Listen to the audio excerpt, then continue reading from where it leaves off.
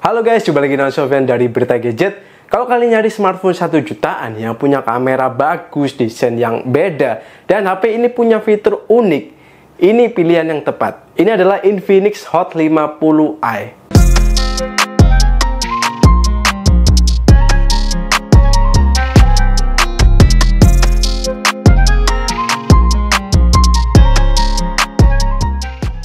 Oke, kita mulai dulu dari harganya ya. Infinix Hot 50i ini hadir di Indonesia dalam satu varian series aja, yakni 6/128 dengan harga 1,5 juta. Kalau kalian beruntung, kalian bisa dapetin harga flash sale-nya di 1,449 juta. Jadi lebih hemat 50.000. Sementara buat varian warnanya, dia tersedia dalam 3 varian warna, yakni Sleek Black, Sage Green, dan juga varian yang paling cakep menurut saya, ini adalah Titanium Grey. Buat desainnya, akhirnya ya Infinix itu mulai insaf dari ngikutin desain ala buah-buahan. Infinix Hot 50i ini kerasa jauh lebih original, alias punya karakter tersendiri, dan saya suka hal ini. Infinix menamai desainnya ini sebagai wow design. Inspirasinya dari model kameranya ini yang terinspirasi dari huruf O gitu ya. Desainnya ini diklaim lebih stand out ya, dan saya juga setuju dengan statement tersebut. Menurut saya model kameranya ini cakep ya, kotaknya itu konsisten antara luarnya dan juga dalamnya, bahkan sampai ke LED flashnya. Soal warna saya juga suka banget sama Titanium Grey-nya ini, beneran sih ini cakep banget. Buat frame-nya ini juga punya warna senada ya, dan saya suka yang nggak terlalu kaku dan masih ada lekukan, jadi pas digenggam itu masih nyaman. Untuk bahan frame-nya tentu aja masih dari plastik ya, tapi kerasa cukup solid. Slot-nya juga udah triple slot, jadi aman banget ya buat yang nggak bisa lepas dari micro SD. Infinix Hot 50i ini bawa layar yang lebar ya, dengan bentang 6,7 inch HD Plus IPS LCD dengan refresh rate 120Hz. Menurut saya Infinix dan juga Transsion Group itu berhasil mencapai standar baru ya buat layar HP sejutaan yang kini bisa 120Hz. Soal masih SD Plus ya sangat bisa dimaklumi lah, harganya cuma 1 jutaan coy. Yang menurut saya agak kurang ada di kecerahan layarnya yang mentok cuma 500 nits. Sebenarnya kecerahannya ini masih oke ya dibuat dipakai dalam ruangan ataupun outdoor yang nggak terlalu terik. Tapi kalau udah cahaya yang terik banget, ya layarnya ini agak sedikit kurang kelihatan. Ya menurut saya cari tempat yang agak teduh aja kalau terik banget. Selain agak kurang visible, kalau kena panas tuh ya kita nggak terlalu oke juga kalau handphone ya, karena bakal keringetan juga. Tapi semoga di next generation-nya bisa nambah lah nits-nya ini. Sektor performa adalah salah satu yang jadi andalan dari HP ini. Dengan harga 1,5 juta, performa yang ditawarkan itu terbilang sangat menarik ya. Bawa MediaTek Helio G81, RAM 6GB, dan storage-nya udah 128GB. Dengan konfigurasi yang oke ini, dia bisa dapetin Antutu di angka 262.000 poin. Dan ini adalah jauh lebih tinggi ya daripada rata-rata smartphone di harganya, yang cuman ada di 150 ribuan. Tak cuman kencang, chipsetnya ini juga dibilang stabil ya. Pas saya tes di Web Extreme itu dia stabil di angka 98,8%. Untuk skor Geekbench-nya juga terbilang tinggi ya di kelas harga 1,5 juta. Untuk gamingnya, performanya juga terbilang oke ya. Main Mobile Legends bisa smooth high 60 fps. Buat main lancar, farming dan lawan musuh juga lancar. Paling ada sedikit drop frame rate saat banyak musuh. Overall masih dapat di 54 fps. Untuk suhunya awal main ada di 32,3, 30 menit kemudian ada di 42,3, naik 10 derajat ya. Sementara untuk PUBG Mobile dia bisa set smooth ultra 40 fps ya. Untuk main cukup lancar, gyro masih software ya, maklum ya harganya cuma segini. Kalau main off kan aja sih gyronya. Buat main cukup oke asal nggak ketemu banyak musuh ya, karena bakal terjadi drop frame rate. Overall main 30 menit di 34 fps ya, lumayan lah. Untuk suhunya awal ada di 32,6, 30 menit kemudian ada di 44,7 atau naik 12 derajat. Untuk Genshin bisa di set lowest 30 fps, tapi jelas jangan berharap tinggi ya untuk game ini. Ingat, ini harganya cuma 1 jutaan. Buat main sebenarnya cukup lancar, cuman lagi-lagi kalau ketemu musuh banyak bakal drop frame rate. Apalagi saat ketemu musuh yang OP ya, skinnya itu beragam, jadi akan ada drop frame rate tentunya. Overall main di 30 menit dapat di rata-rata 22 fps. Untuk suhunya awal main 30,4, 30 menit kemudian jadi 46,3 derajat atau naik sekitar 16 derajat. Ya mulai kerasa anget lah kalau segini. Sementara game raja terakhir atau Kara X3 tentu saja tidak direkomendasikan buat HP ini. Defaultnya ada di rata 130 fps dan buat main cukup bisa sih, tapi jelas banyak drop framerate. Overall fps-nya sungguh kurang oke ya, rata-rata cuma dapat di 11 fps. Untuk suhunya mirip seperti Genshin, awal main ada di 32,7 dan 30 kemudian ada di 45,5 atau naik 13 derajat. Overall main game MOBA di HP ini lancar jaya dan masih playable. PUBG ya masih oke, tapi untuk Genshin dan X3 itu agak kurang recommended. Balik lagi, ini HP 1,5 juta. Jangan dipaksa berjuang dengan kerasnya kehidupan. Kasihan. Untuk menunjang aktivitas di HP ini, Infinix menanamkan baterai 5000 mAh dengan dukungan 18 watt fast charging. Sebuah kombinasi yang udah bagus ya di harga sejutaan. Pas saya tes PC Mac itu nggak berhasil ya, karena mungkin nggak sengaja kesentuh ataupun ada yang nyentuh ya.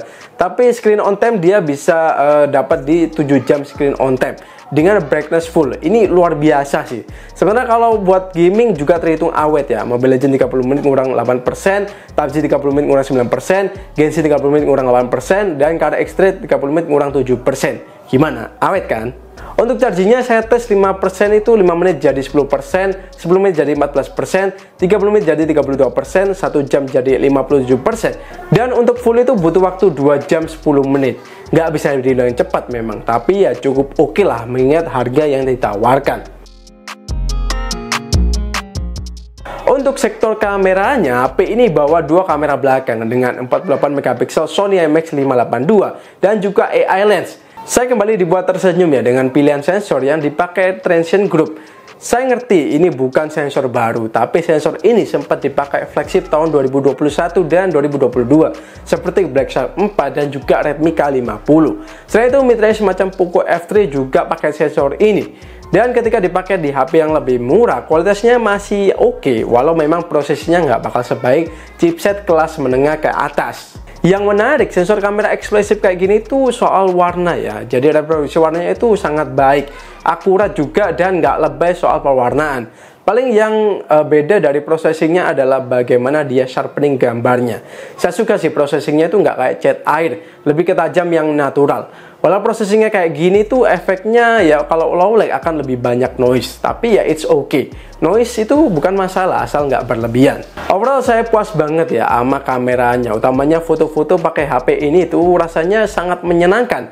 Night mode-nya juga ngebantu banget ya buat kualitas jepretan di malam hari tetap prima. Sementara untuk videonya baik di depan maupun belakang dia bisa rekam hingga 2K 30 fps. Cuman menurut saya prosesinya di HP ini tuh agak terlalu berlebihan ya. Jadinya agak over sharpen, utamanya saat cahaya berlimpah. Saran saya buat Infinix mungkin nggak usah ya terlalu di sharpen kayak gitu ya, biar kelihatan lebih natural dan lebih oke juga. Kalau terlalu tajam kelihatannya itu agak kurang menurut saya.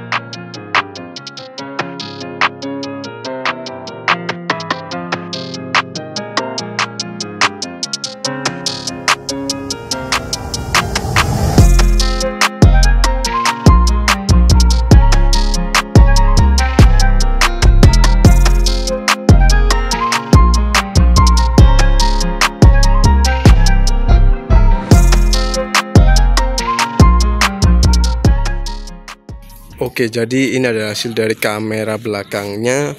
Bisa dilihat ini resolusinya 2K 30 fps. Untuk autofokusnya ya lumayan sih, nggak yang cepet banget ya, emang dia sejutaan ya. Balik lagi Nah ini autofokusnya saya nggak fokusin ya, kita cuman gerak-gerakin aja. Nah dia boleh fokus.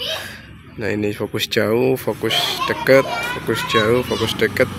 Nah kalau lebih jelas dia udah bisa cepet kok. Kita akan coba buat tes stabilisasinya. Nggak terlalu stabil tentunya ya, karena nggak ada AIS. Habis ini kita akan coba cek juga 1080p nya. Oke, jadi ini ada 1080p 30 fps. Nah ini autofokusnya dari yang jauh, deket. Nah ternyata di sini cepet ya autofokusnya ya. Tadi emang kurang apa ya, kurang bisa menganalisis gambarnya aja sih. Tapi aslinya dia cukup cepat. Nah, kita coba lagi. Ini objeknya agak goyang-goyang ya. Harusnya emang agak susah untuk ditangkap. Ya untuk HP jutaan ini lumayan lah, lumayan cepat juga autofokusnya. Kita akan tes berapa kali zoom ya. Ini bisa sampai terus ya. Oh bisa sampai 10 kali. Kita akan balik lagi ke 1 kali. Nah ini ada 1 kali. Kalau menurut saya antara 2K dan 1080p ini kayak nggak ada beda ya. Tapi untuk detail emang dia udah bagus sih. Oke, jadi ini adalah hasil dari kamera 2K 30 fps untuk Infinix Hot 50i. Dan secara dynamic range dia memang nggak terlalu luas. Dan untuk detailnya menurut saya masih oke ya. Dia masih detail, dan untuk stabilisasinya agak kurang tentunya ya, karena dia nggak ada stabilisasi khusus. Habis ini kita akan coba 1080p. Oke, jadi ini adalah 1080p 30 fps. Apakah kalian notice apa perbedaannya? Kalau saya nggak terlalu notice ya. Sama-sama masih detail dan mungkin agak lebih cerah dikit, atau perasaan saya aja. Nanti kita cek juga ya. Dan untuk stabilisasinya masih nggak terlalu jalan ya. Dan ini banyak suara anak kecil, jadi mungkin suara saya kedengaran atau enggak saya juga kurang tahu ya. Apakah dia masih bisa menangkap suara saya dengan jelas atau enggak. Kayak gini buat hasil videonya.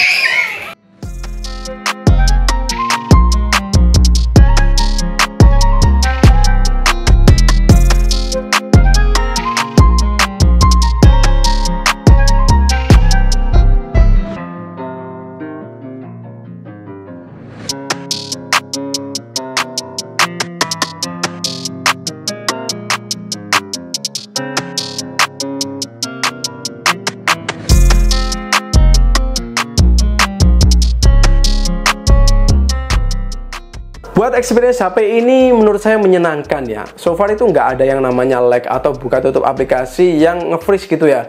Saya suka banget, dia juga punya fitur unik di LED flashnya. Kalau kalian di awal itu dia punya 3 LED flash ya di belakang. 2 buat nerangin saat foto, dan juga satunya itu buat emergency. Kalau kata Infinix sih gitu sih. Yang 2 ini karakternya itu lebih luas ya untuk sebaran cahayanya. Sementara satunya ini tuh lebih membulat dan jaraknya itu lebih jauh, bisa sampai 5 meter. Menurut saya fitur kayak gini tuh membantu banget ya, utamanya kalau kalian sering lewat jalan yang gelap ataupun lagi naik gunung. Nah, pakai aja LED flash yang kayak gini, bisa bantu buat lihat jalan ke depan ya, jangan lihat jalan ke belakang. Buat perlindungannya, HP ini udah dilengkapi dengan IP54, jadi harusnya bakal tetap aman kalau kena cipratan air ataupun debu. Untuk softwarenya dia udah berjalan di Android 14 berbasis XOS 4.5. Software XOS ini cukup oke ya, walau memang belum termasuk kategori UI yang matang seperti One UI. Ya memang masih butuh waktu ya untuk mencapai hal tersebut. Buat fitur audionya juga udah termasuk lengkap ya, karena dia udah punya stereo speaker dan volumenya bisa sampai 300%. Tapi saya lebih saranin 100% ke bawah aja, karena kalau volume maksimal bahkan sampai 300% itu agak kurang ya untuk kualitas suaranya. Ya memang keras, tapi keras aja, nggak ada kayak suara yang lain itu yang ngimbangin, nggak terlalu ngimbangin lah intinya.